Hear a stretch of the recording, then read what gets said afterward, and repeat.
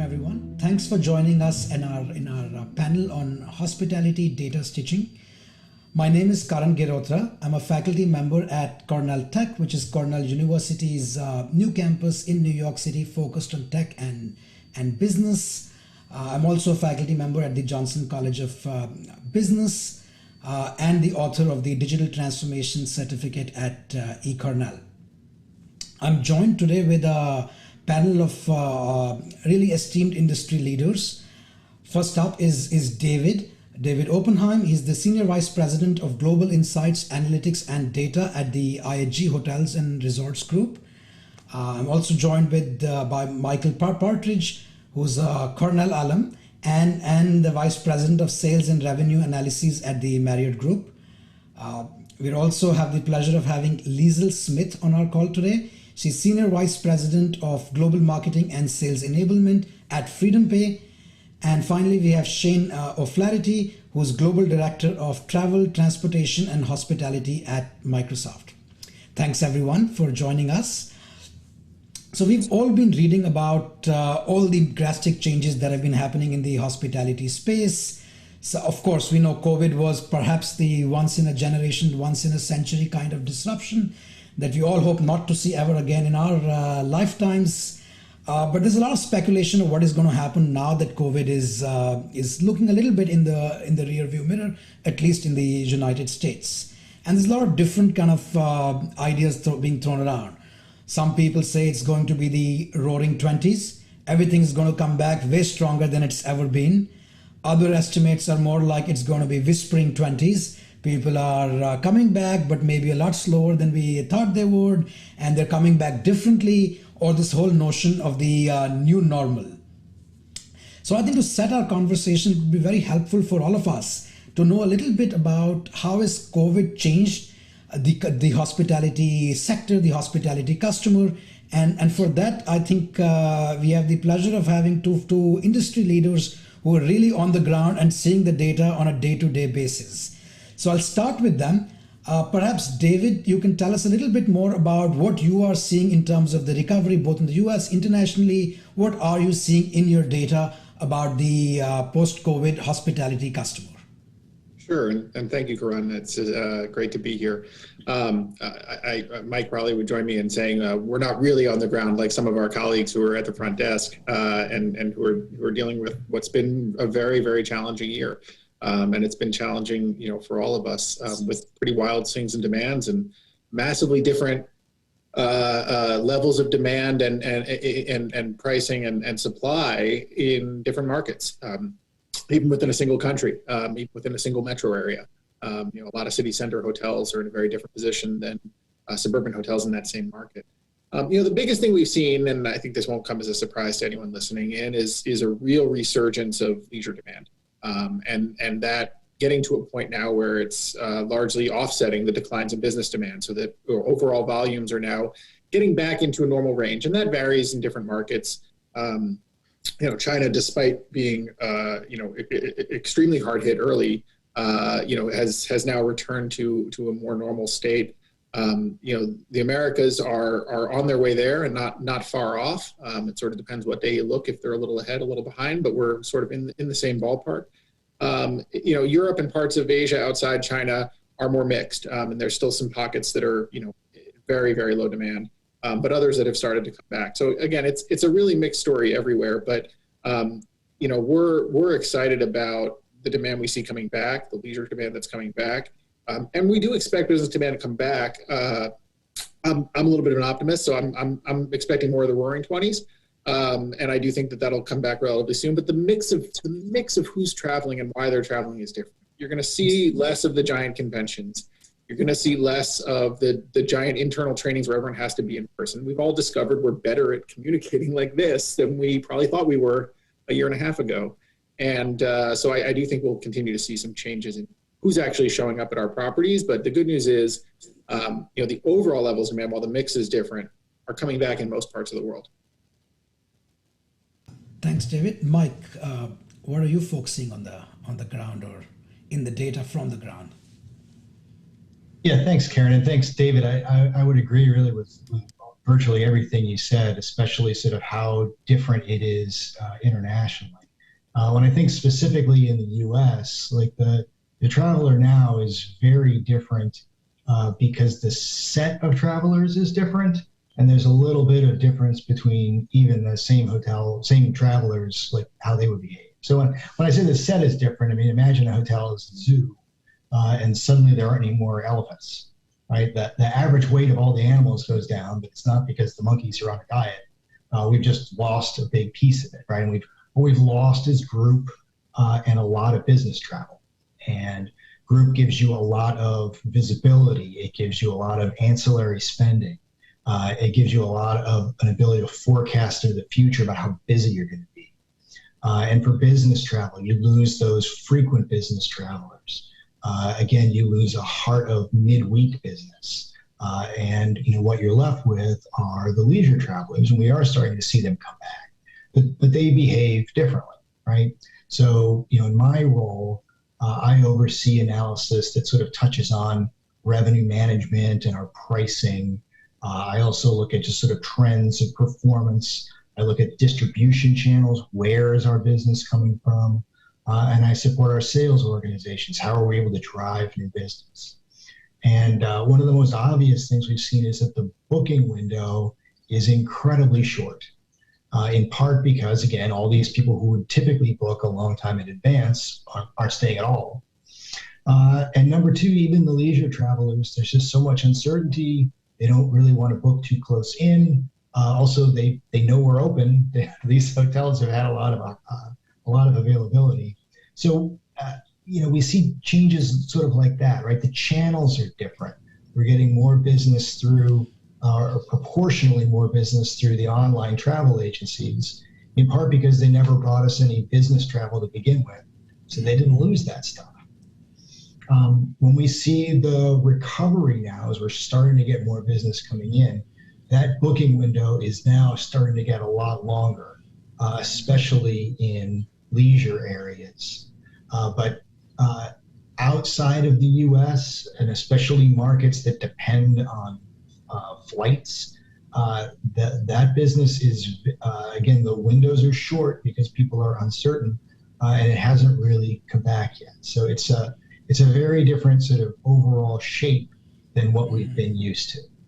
Yeah, very nice. Thanks, Mike and David. This is interesting. So what we're hearing is demand is coming back closer to the overall levels, but with different kinds of customers, and most importantly, very different patterns of purchasing channels, which to an operations person, that means it's a whole different kind of demand with the different levels of uncertainty, different margins, and that sets us up very well for rethinking the systems and other things that we might need to manage and plan for this demand. To me, the interesting, and of course, I think the reference to the zoo reference for hotels will take a little while for me to fully digest. But in this zoo, we were also, I think COVID came at a time when we were living through a period of great digital transformation, digital change. We saw these step changes in digital technologies, be it computational intelligence technologies, or more basic technologies for sharing, integrating, stitching data. So in a way, it came at a very inopportune time, hard to know in right now, but certainly came in very interesting times. On the technology side, it's also useful for us to understand what's been going on. And the good news is in this panel, we have two technology leaders. So I'm going to ask Liesl and Shane, what are the most promising technological advances that predated COVID or are happening due to COVID, despite COVID, or because of COVID that you've all had your eyes on? Liesl, what you and the teams at FreedomPay, what have all of you seen happen on the technology side? Yes, thanks, Karan, and I'm delighted to be here. And for FreedomPay, and for those who don't know about FreedomPay, we've actually been around, believe it or not, 20 years. We are fundamentally a tech company enabling payments, enabling commerce, right? So if anything, we were probably ahead of the curve when it came to technology. And you talk about how COVID has accelerated that change. it actually was a perfect storm, if you like, for FreedomPay's technology and proposition to kind of come in and solve a lot of those problems. I think what we're seeing certainly over the last 3 decades, I would say, is a huge technology leap, right? You know, we talk about change, but actually change was happening before COVID-19. It's just that COVID-19 has actually accelerated that and created, you know, this kind of shift in thinking, particularly for investment in technology.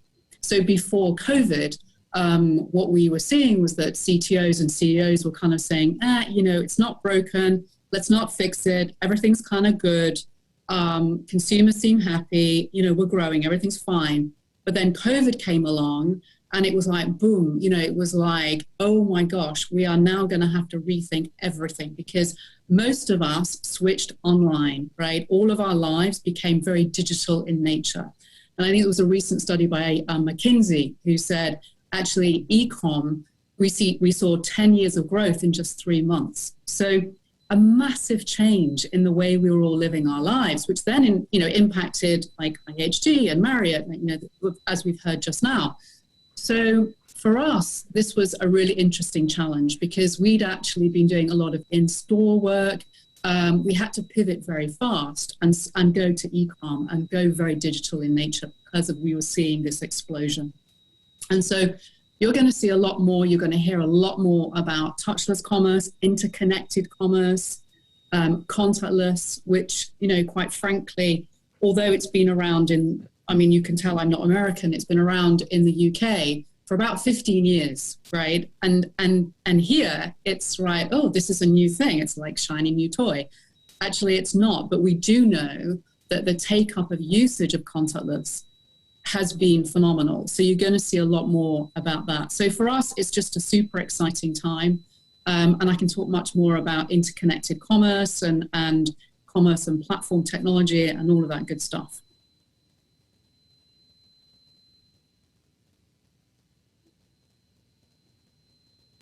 Shane, what have you seen on the Microsoft side, on the new technologies? What are people? How are people using them? What are the new things out there? Yeah, I mean, I would echo Liesel's comments as well, but I think, and just from a Microsoft perspective, and we've seen more digital transformation, of course, in a year than we probably would have seen in 7 to 10 years, and kind of this COVID speed, this acceleration. And then at Microsoft, just to give you a framework of where we work, we kind of break it down into pillars around customer experience, employee experience, and kind of intelligent operations. And it's Microsoft products and of course, our ecosystem of partners that we work with, like FreedomPay as an example, and then work with all the global airlines, hotels, cruise companies. So that's kind of the role that I'm involved in. And really the movement from cloud technology. I mean, it's been around for a long time, and kind of that acceleration of cloud technology and the flexibility it provides. And, you know, ultimately we're trying to democratize technology as quick as possible. When you think of the data and the data estates that in the hospitality space we sit on, they're really a treasure trove of information. But it's like on the consumer side, it's like a puzzle. You have all these different silos with all the data associated with it. So, you know, the technology's been there probably for the last 5-6 years around cloud technology. And we're starting to see more and more companies accelerate around their customer data and their customer data sets and the first party data, which has become critical because cookies are going to go away soon. And how, as a company, then do I hold on to my data and then mine my data in a unique way? So now you can take all your customer data from all these different data silos, and there's no ETL, no schema required. You can take structured, unstructured data, you can lift it all together, and then use AI to stitch it together. And create probabilistic index on who your customer is, as opposed to the past where we kind of were more on deterministic index on who a customer is. So there were startups out there. There's a startup called Imperity that was out there 5 years ago, saw the technology, and they started kind of this evolution around CDPs. And it's low-hanging fruit, I think, for the industry as a whole, is putting their data and stitching it together. So if you take the cloud technology, you take AI and ML and bring it all together, you know, then you provide a more holistic data scheme of who your customer is. And then I think with that, this is the exciting part, is then you could create more personalized digital experiences for your consumer moving forward than ever before. Because I think in the hotel industry, it's kind of white space around, I think hotels do a great job of marketing before you show up. But then when you're on property, it's a little more of a self-service experience. But ultimately, long-term is how do you provide me microtransactions of content to make my digital experience on property a better experience that's unique to me. And I think that's the exciting part is we harness that data, and then how do we use that data to create more meaningful experiences for the consumer and create a more emotional connection with them digitally, in addition to what we already do from a kind of a high touch perspective. So how does high touch and high tech kind of come together? And I think that's the exciting part where everything's moving forward. And don't you think, Shane, that it's the convergence of convenience and secure form factors that have kind of come together to create this sort of, marriage that we're all loving right now? Yeah. Yeah, and I think the unique thing with COVID, at least what I've seen, I've seen it historically, IT was kind of running the show to a certain extent, and the business leaders were involved. But now I've actually seen the convergence of the business leaders with the IT working together and hand in hand and saying, hey, we need to reimagine this, what we're doing. We need to kind of take this old technology, which doesn't allow me to do what I want to do. We need to bring that to the cloud, allow for some flexibility. So we've seen a great convergence of companies coming together strategically looking at how do we reimagine ourselves, because if this happens again, we may not survive. So we need to kind of, and I think that's the exciting part of what's happening too in the marketplace. Yeah. Very nice. So different newer customers, perhaps newer operational challenges, at least till we learn the patterns of this new customer, and will probably remain in this transition state for a few years, which sets up an interesting problem. And perhaps the silver lining here is that because people used to say it's not broken, let's not fix it.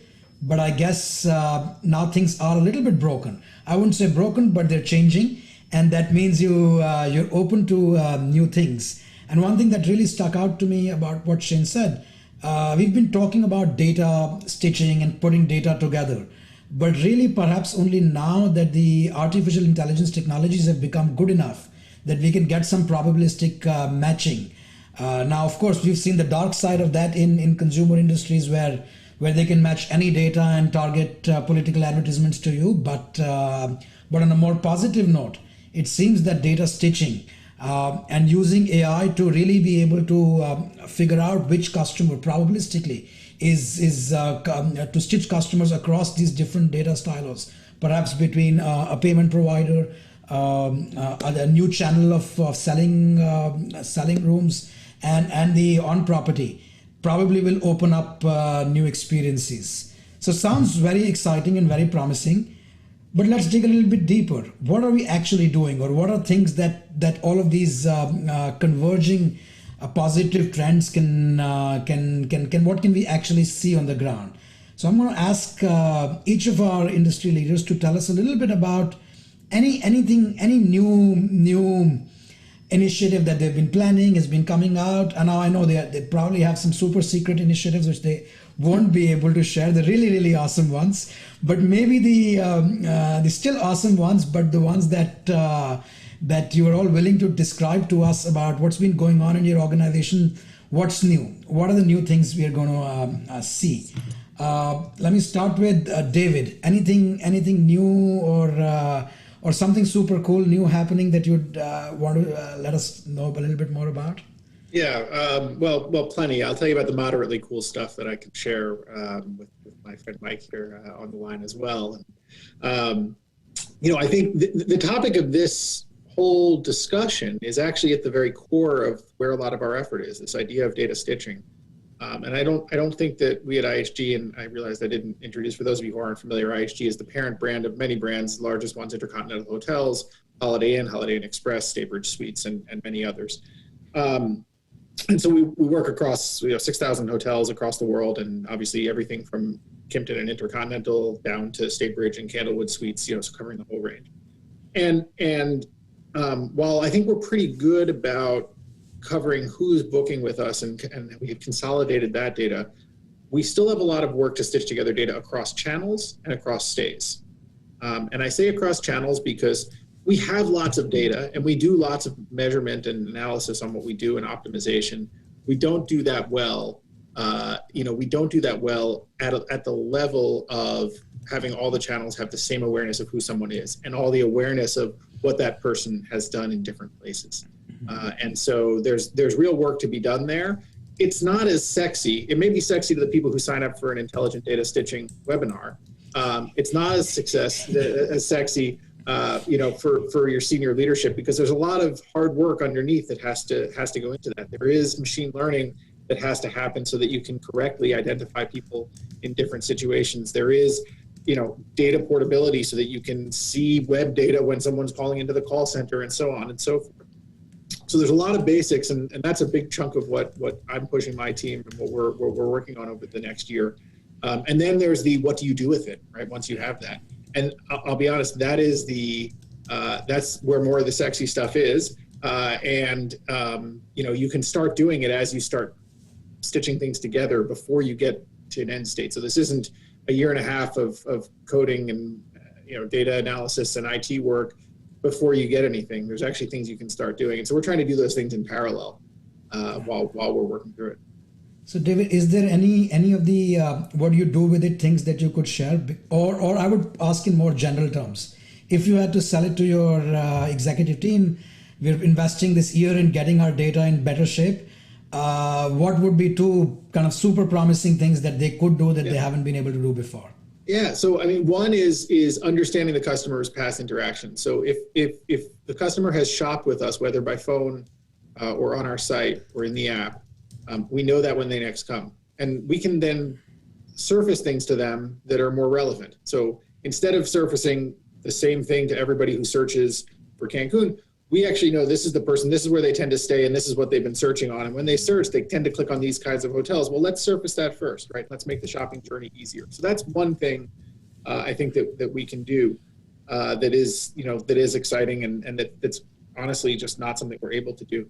The other is surface. We gather a lot of feedback from people in a whole lot of different ways. We have a guest survey, as most large companies do, and we deal with problems that are raised there, but that happens a bit in a silo. And can we put in front of someone when they call the call center, when they, perhaps even things when they show up at the website or on the app, or to the person in the hotel, what were their recent experiences like? How can we differently service a customer who we know had a really bad experience for something hopefully out of our control, but even if it was in our control, what can we do to try to make that better? And that data doesn't stitch together. It doesn't exist in front of the staff or the manager at the hotel. So those are a couple of the things which I think are somewhat table stakes in some other industries, but are important steps that we're still making in hospitality. Yeah, no, very nice. And the word omni-channel, we hear it across industries. Retailers want to do it. When you walk into a Walmart and when you do a Walmart.com, they would love to kind of integrate this data. Anything, David, you're seeing also on the operational side. So Shane set us up very well, consumer and operational. Anything on the operational side from this integrated data?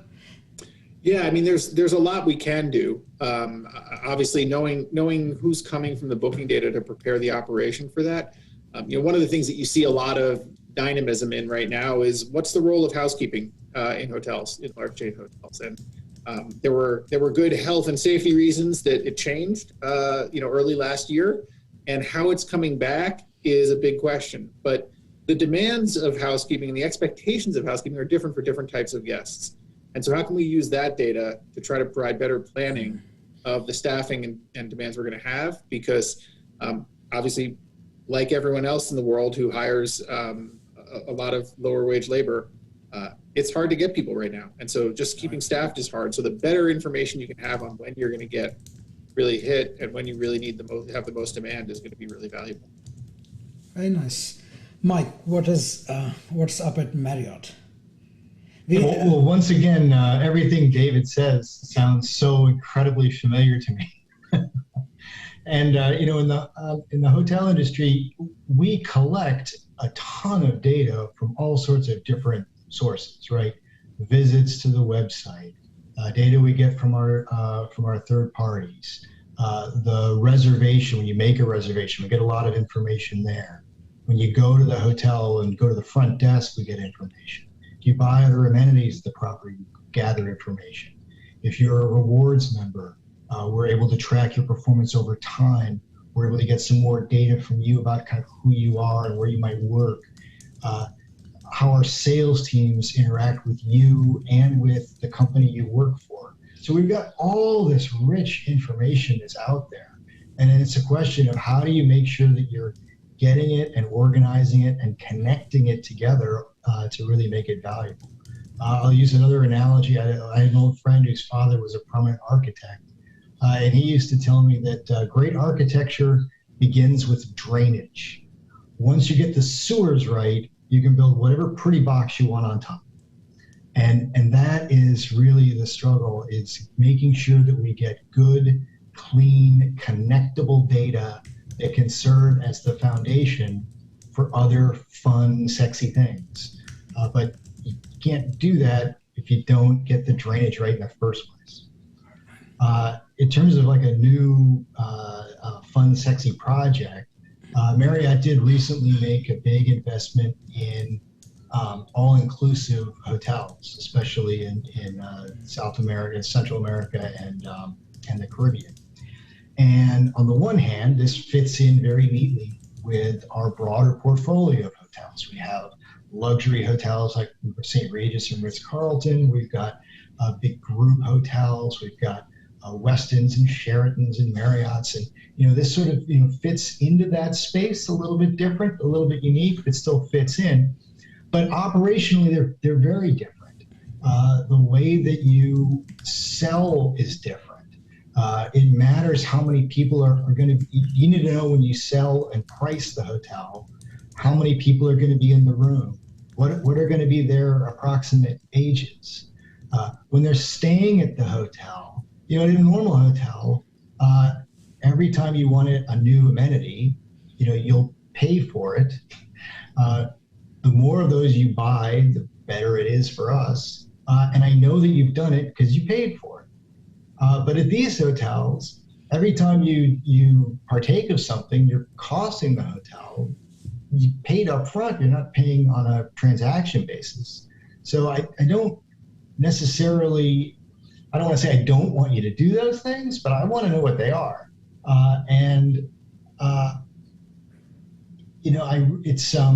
It's just a very different model.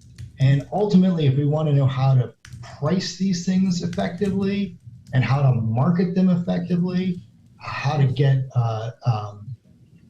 incentive groups to stay there effectively, there's a lot of things I want to know that I never had to know before. So it's really a data challenge, even though it sounds like just another hotel. Yeah, no, this sounds awesome.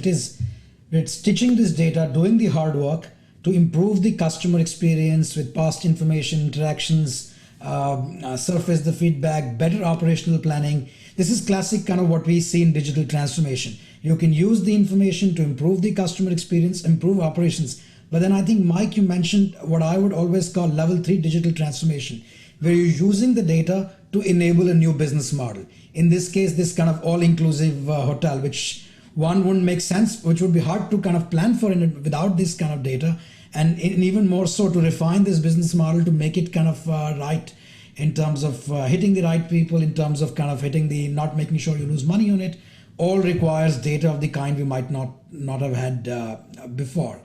To build on this, both David and Mike pointed out that this is the hard work of kind of putting the groundwork in there to make things happen.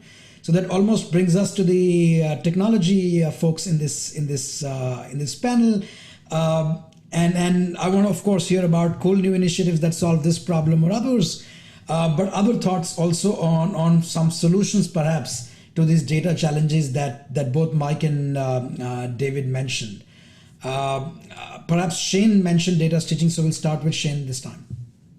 Yeah, I mean, I think it's like Mike and David talked about. It's really understanding your data, getting the plumbing right, and your data structure right, creating common data models around that. We're seeing in other industries this idea of kind of and open data sharing, not only with internal here, but then the external. How do I share my data? Maybe with an airline, as an example, so you can drive more operational efficiency. So we're seeing in other industries these open data sharing models by creating a common data model associated with that, and that ability to hydrate the data in and out is becoming more and more critical around driving operational efficiency. And so I think on the data side, it's as important to drive the customer journey, but then also sending that data in real time to your employee, so they have the data at their fingertips to make a better interaction with that consumer as well. So I think the movement from, and we see the world moving into the kind of this real-time world of, I'd call it real-time journey orchestration, or real-time, everything's moving to real-time from a data perspective.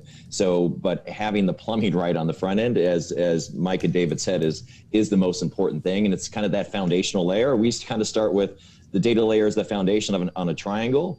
And then the next layer is understanding the telemetry of all your assets are. So the telemetry of a building, then to the employee. So make sure the employee has the data before the consumer. And then at the top of the triangle is the consumer.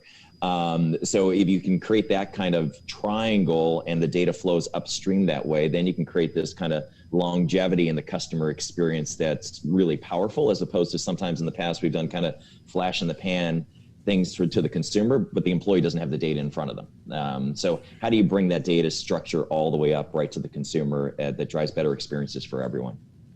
And if I could just jump in there, that's an incredibly important point, Shane, and that is it's not just the digital customer experience and how do they navigate to make a purchase. In the hospitality industry, it's about how do you make the guest at that hotel physically feel better, right? How can you reach out and change their stay? And that is taking all of this crazy data we've got out there and finding a way to empower somebody in that property to delight somebody at that hotel, and turning that digital world into the physical world and making them want to come back. Exactly. That's what we really want to happen. Mike's got it exactly right. And we're in an interesting time because the bar to add burden onto our frontline staff has never been higher, because there are staffing challenges throughout our industry. And so it actually really puts the burden back on us of, okay, what do you know that will really change the experience? And you don't get to try a lot of little things because the training burden and the communication burden is high. And so it's a fun time because, the bar for us has been raised, but we're still in the early part as an industry of this journey. So we're finding a lot of really cool stuff as we go. Bar has been raised on the customer expectations also. So customers, of course, they're used to perhaps almost pulling back from the data integration in other sectors, but they certainly are used to Amazon recommending things that they searched on Amazon and did not search on Amazon. So I think the interesting times. Shane, before we dig deeper into what FreedomPay and Liesel's team up there has been up to, your sexy new initiative that you've seen Microsoft enable. I'm gonna get everyone to share some secrets here. So this and it's interesting between David and Mike. I bet almost everyone on this call or on this webinar has stated one of the properties that David or Mike have data on. So we really are talking the heavy hitters in here. Shane, what have something cool and sexy that you've seen Microsoft enable or one of your partners do over and above what Mike and David told us? Yeah, I mean, I think this is a fascinating time in technology because in the past, I mean, humans had to essentially adapt to technology. Now technology is adapting to humans, and everything has reached human parity. So from translations to voice to everything, anything you're out there from biometrics, I mean, all that is there. For me, I think, and when I look at consumer connection points, digital connection, experiential stuff with the consumer, I actually look towards Microsoft's gaming industry. So if you think of Xbox, think of any game, you're creating an emotional connection with the consumer in Journey. We track every single move of the player, and we're presenting them with microtransactions of content. So then they make microtransaction purchases of $2.99, $4.99, $6.99, then they drop $80 for a game. But this idea of this constantly testing, A/B testing, and tracking every single digital move of the player. So we've taken that technology out of our gaming industry, and then we've pushed it into our enterprise. So it's currently in private preview in our Dynamics platform, but it's really this real-time journey orchestration layer. And that's absolutely fascinating to me because as Mike was talking and David talking about, how do I create a more emotional connection with that consumer while they're on property, which is really around real-time journey orchestration. And then how do I get that information to my staff? And then ultimately, how do I get that to my consumer to help them, because I know you as good as you know yourself. So I'm going to be more, in hospitality, we talk a lot about anticipatory service and being anticipating the customer's needs. And I think we do a really good job in the hospitality business and understanding kind of the human-human connection. Now, from an AI enablement, how do we provide anticipatory service or anticipatory content to the consumer and the employee when they're in journey to make a better experience for everyone, and ultimately driving more operational efficiency? I think that real-time journey orchestration layer that is in play right now, how do we bring that into the hospitality industry to help further transform to even a better experience for the consumer? Because they love traveling, as we all know, and how do we make it even better for them moving forward? Wow, that's a metaphor that is, I think, very useful.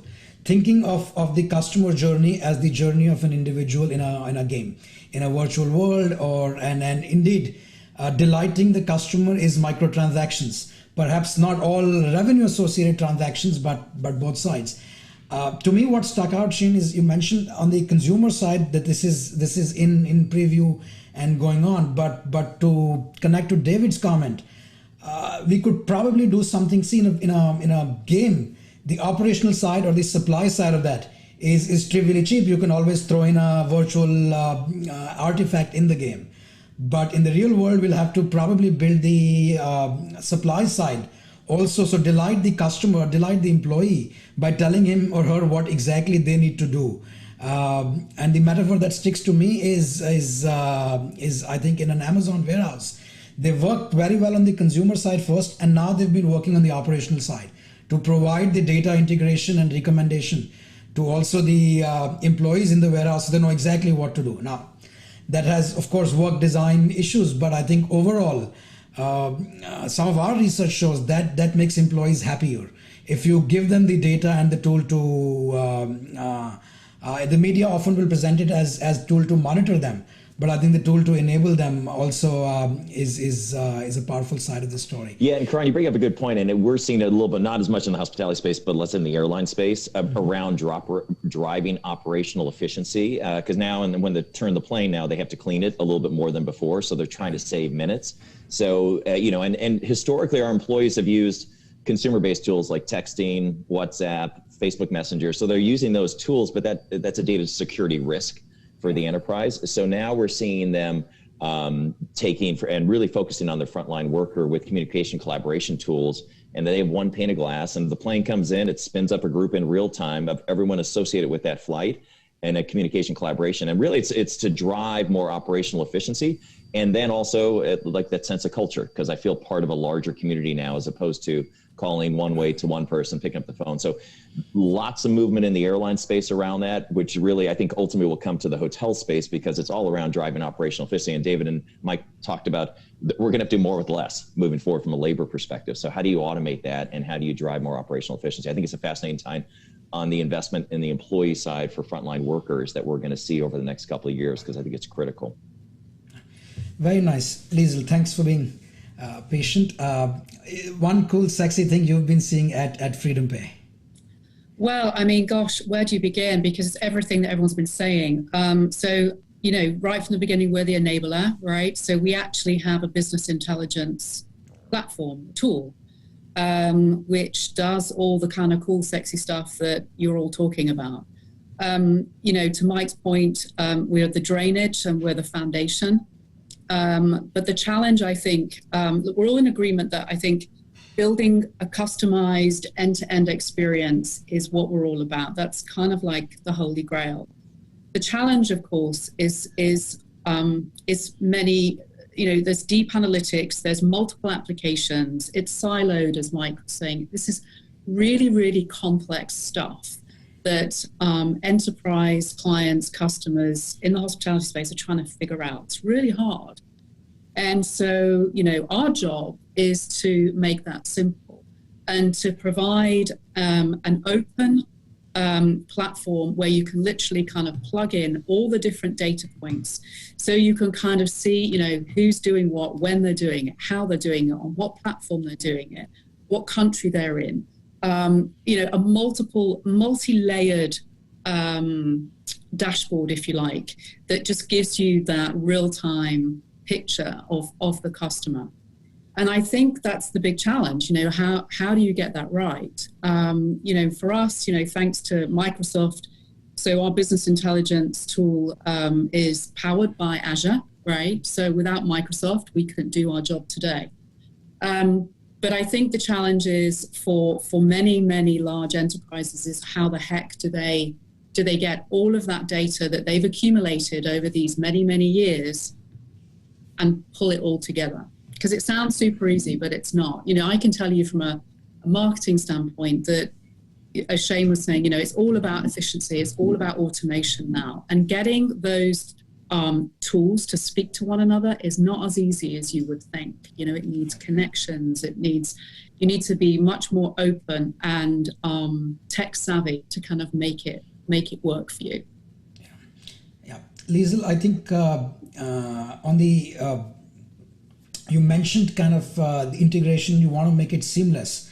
Are you seeing differences between the different kind of customers you have? I would imagine Mike and David have large organizations and they have large budgets to sponsor some of that budgets, which I think are small, too small for the task, but much bigger than many other organizations can dream of in terms of being able to do that data plumbing.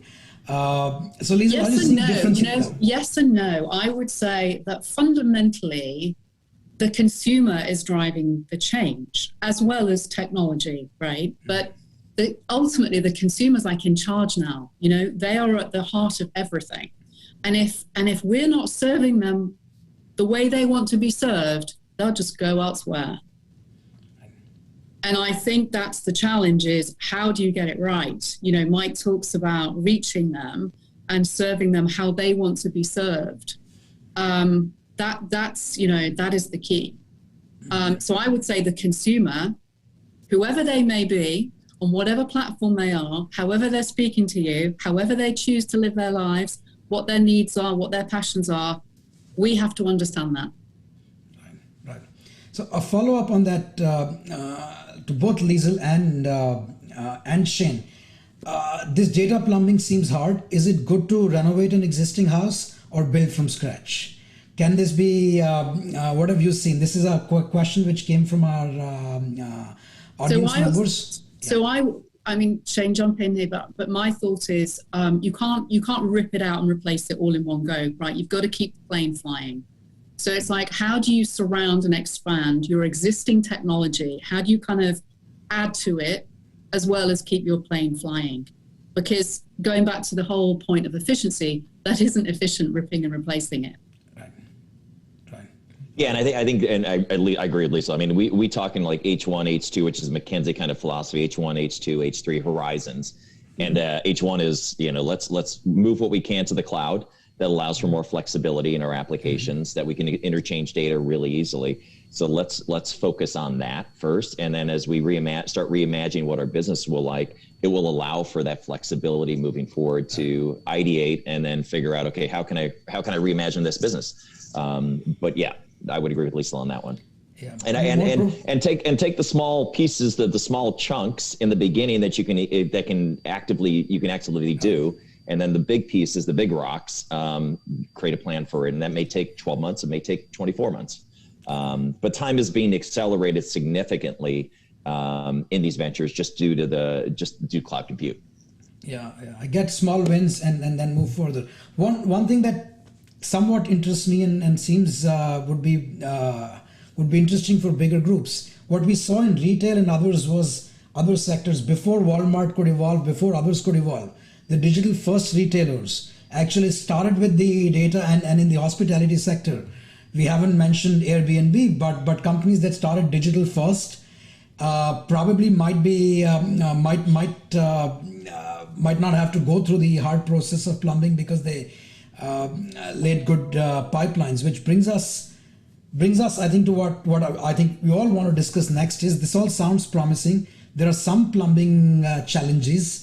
I also see some other challenges on the horizon. Now, data stitching sounds cool, and certainly people in the e-commerce space, other pure digital businesses, digital advertising, did that and took it to a extreme where it had some raised some red flags, to put it mildly, has actually become a more menace than a strength. And I'm talking about data stitching around consumer journeys that a Facebook would put together your data from Instagram and what you bought on different sites and can track you across apps, across sites. Now that's ultimate data stitching, and they've done a great job in putting that plumbing and building products on top of it. But we also know the dark side. So for the panel now, challenges and issues that you're seeing both in executing this, and as we are executing this, what all do we need to keep our ethical worrying hats on to make sure we don't end up in the same situation as we saw in some other sectors where data was stitched. Maybe I'll start with the technology companies first now. So Liesl, any challenges, things you've been seeing on your end? I would say that this is the new norm, right? We're not going to go back in time. You talk about Facebook and Amazon and Airbnb and Uber and all of those, built on platform technology, who have accumulated data on all of us. And I think it's incumbent upon all of us to understand that.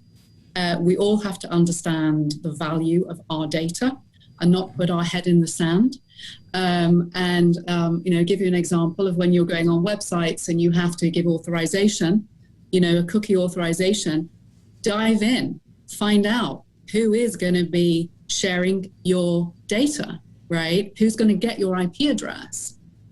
And it's taking ownership, I would say. So us as human beings, us as individuals, as consumers, have to start understanding our data, the value of our data, and also data management, which then conversely goes to the merchants. Merchants have got to understand their data, whether they like it or not. It's here to stay. And we're hearing certainly that, never before have companies looked to hire talent, skills and capabilities within the tech space. So you're seeing much more CTOs now around the board table, CTOs even, in charge of huge sections of that business, like never before. And I think, in a way, we're only going to move further down the path of data stitching and data awareness. So I think I'd rather look at it on the flip side of, how do we solve for that? And for me, it's about data accountability. We talk about data democratization. That's happening. We all have to be accountable for it. Yeah, very nice. It's happening either ways. We have to be accountable for it. David. Yeah, just in the hopes of making this a little more interesting to the audience, I'm not sure I totally agree, Liesl. And the reality is that I don't believe realistically that we're going to have a large proportion of the population that chooses to become, and puts in the time to become educated on how their data is getting used. Right. I mean, I don't know about you, but I would not be nearly as productive in my work or my personal life if every time I was past either accept cookies or decline, if I chose to read their whole privacy policy every time. Make it very hard to get much done. And I'm somebody who's more aware of these issues than most, because we have to deal with them as we deal with data. I actually think to Karan's earlier question, the dark side that some digital first businesses have gotten into with third-party data stitching, we've lucked out a bit by being a little bit slower than them, right? And look, we're an established industry. Mike's company, my company, we've been around a long time. We do a lot of innovative technical stuff, but we're not first and foremost a tech company, and so we haven't gotten everything resolved. And I think that's helped us. A lot of what we need to do in the data stitching is first-party data.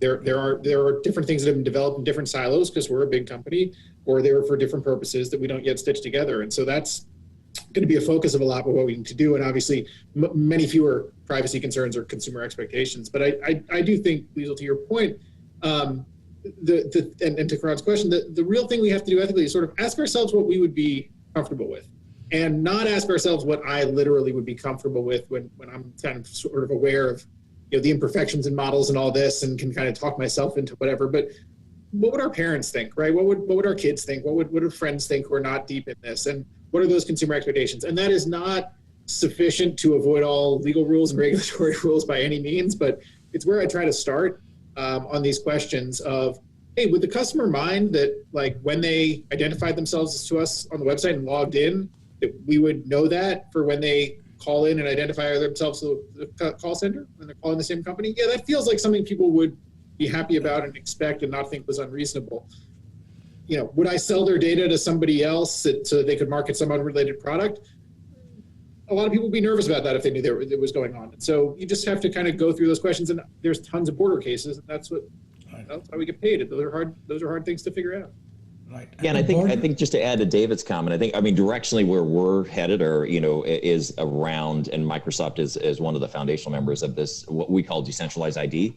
So it's the idea that Liesl mentioned, is where I own my data, and I create my own identity hub that I own my data, and then I begin the process of permissioning brands into my world. So I'll permission IHG in, I'll permission Marriott in, I'll permission Starbucks in, and so there's going to be a value exchange of data, and probably it's an AI assistant that says when I walk in the hotel, it's going to connect with the AI assistant from IHG or Marriott, and they're going to talk. So there's a value exchange. So we are big proponents of this decentralized ID, where Marriott has their identity hub, IHG has their identity hub, I have my identity hub, and then I would permission you in. And that's directionally where we think it's headed long term, just due to all the data, privacy, security, government, big tech, GDPR, all that. And that's kind of the direction we're pushing, because we believe that that's going to happen at some point, because I think the consumer doesn't want all their data everywhere, what it is today. They want control of it fundamentally. And how do you push down that path? Because I think then it starts getting rid of all the middle people who are earning money off us. I completely agree. And I think, we will see enablers like data wallets, or there'll be something, well, it already exists, and I won't name the company, but there's companies that exist that help you manage your data, everything from kind of retail to health, hospitality, right? And it puts it all in one digital wallet, and you know where your data is at any one given time, and you know who's got your data. So I completely agree. I'm on Shane's side. Mike. Yeah, I remember when I first started working at Marriott more than 20 years ago, I would occasionally look at the reservation data sets and count the number of cartoon characters who were staying at our hotels. There were always a lot of Fred Flintstones. Because people, even then, oftentimes didn't want people to know where they were, and they wanted to use fake names. And now I can't do that. We've encrypted our data, and I don't get to see the names of guests, even if they are fictional. But people are extremely concerned about how that information is used and how it gets out. And so when I do a lot of my analytical work, all of that information is anonymized, and I can tell you how much demand we're getting it, to this hotel, and I can know certain factors about it, but there are many things I'm not allowed to learn. But ultimately, to make this information really valuable, we need to be able to ultimately make the connection back to the customer, or to the account, or to the sales organization or the sales.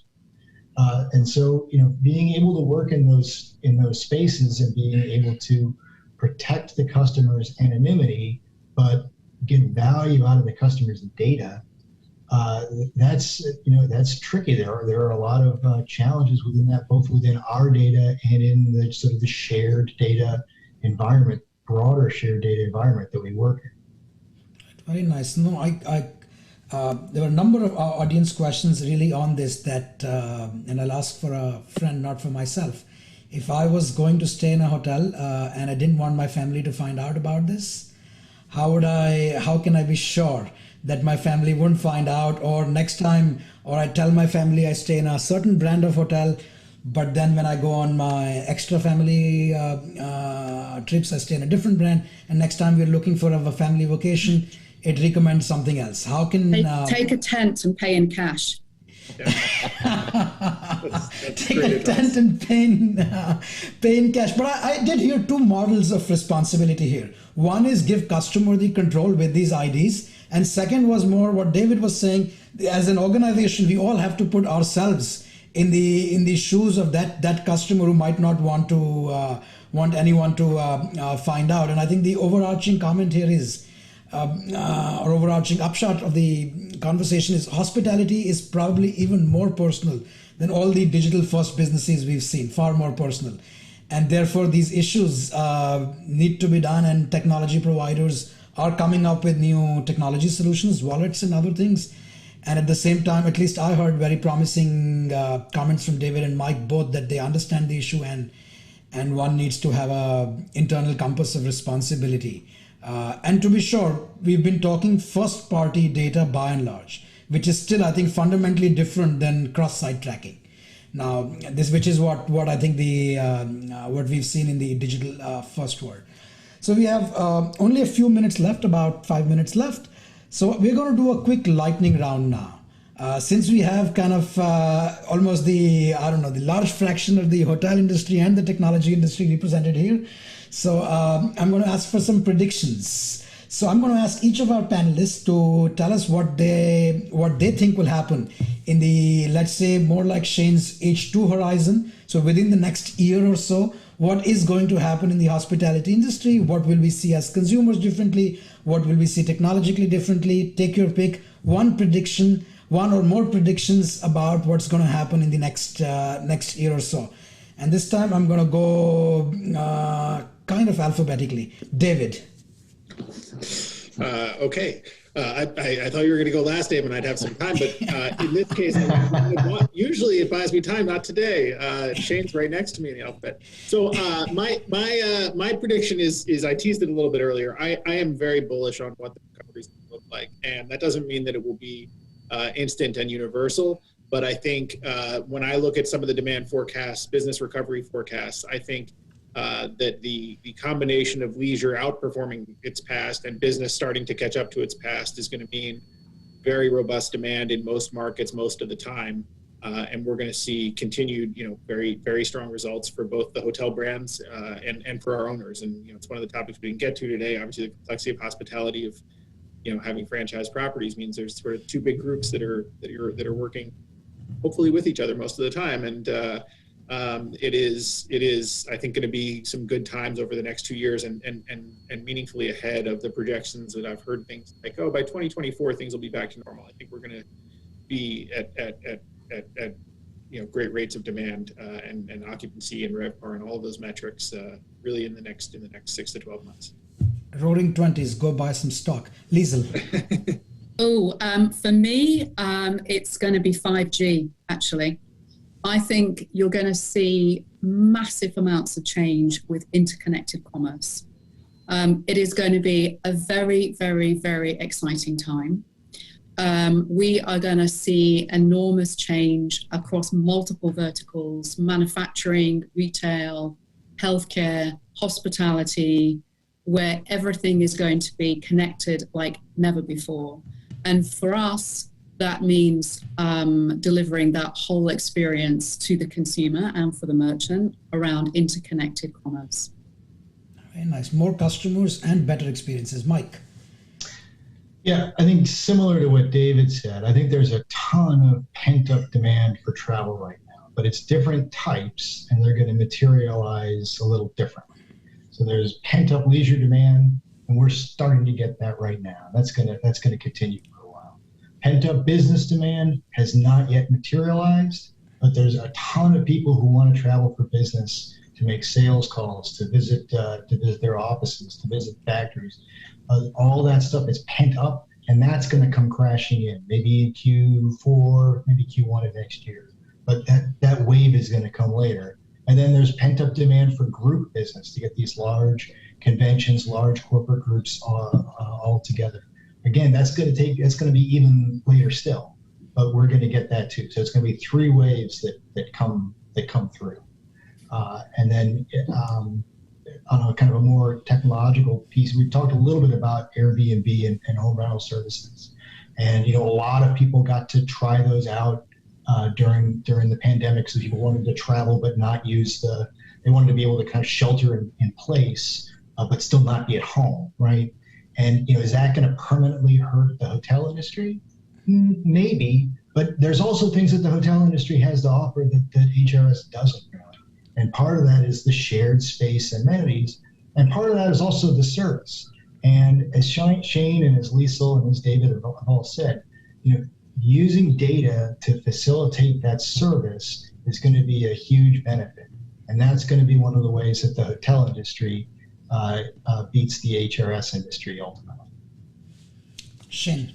No, and I agree with what everyone said around 5G, IoT, edge technology. All that is here and coming faster than ever. And and I think McKinsey says that travel is the #1 industry overall that can be influenced by AI due to the amount of data compared to any other vertical. So I do think from a business perspective, and we'll see how it kind of plays out, but I think for business travelers, I think we're going to be much more purposeful in our mission and what we do when we go. And I think ultimately we probably want a more curated experience, not only within the hotel, but from a localization perspective. I think, so how the hotels can help guide me on my journey, on my business trip, not only within the hotel, but where to go. And with health security being, still will be a top of mind of individuals. So how can they guide me down a path and provide more information, insight to me to make my journey, my business trip more purposeful, yet at the same time, feel from a health perspective secure.